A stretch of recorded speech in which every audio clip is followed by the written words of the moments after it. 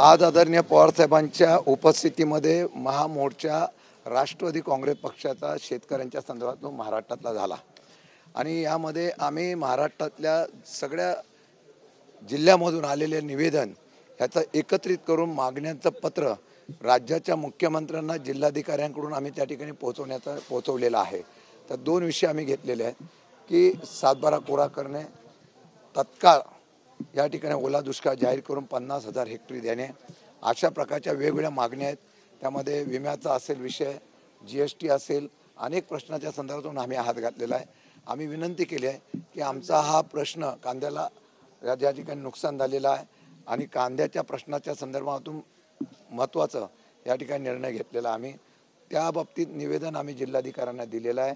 आम्ही विनंती केलेली आहे जिल्हाधिकाऱ्यांना की आपण स्वतःहून मुख्यमंत्र्यांशी बोलावं आणि आदरणीय पवारसाहेबांच्या उपस्थितीमध्ये महाराष्ट्रातल्या शेतकऱ्यांच्या प्रश्नाच्या संदर्भातून एक बैठक लावावी, हा आमचा संदेश आपण मुख्यमंत्र्यांवर पोहोचवावा। आणि मला वाटतं की मुख्यमंत्र्यांच्याकडं जिल्हाधिकारी अशा प्रकारचं निवेदन देऊन पोहोचवतील। बैठक लावली जाईल अशी मी अपेक्षा करतो, नाही लावली तर महाराष्ट्रामध्ये 100% लगेच आम्ही आंदोलन एक दुसरं घेणार आहे। महाराष्ट्रातून दुसरा एक जिल्हा घेणार, त्या विभागामध्ये सुद्धा असा मोर्चा निघेल।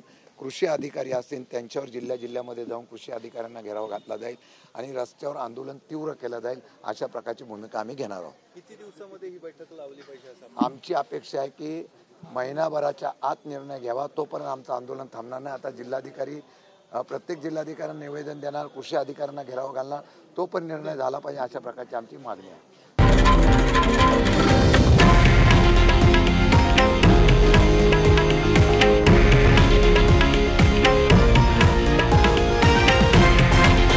हे आहे देशातील नंबर 1 न्यूज नेटवर्क आणि आपण पाहत आहात TV9 मराठी, एकमेव।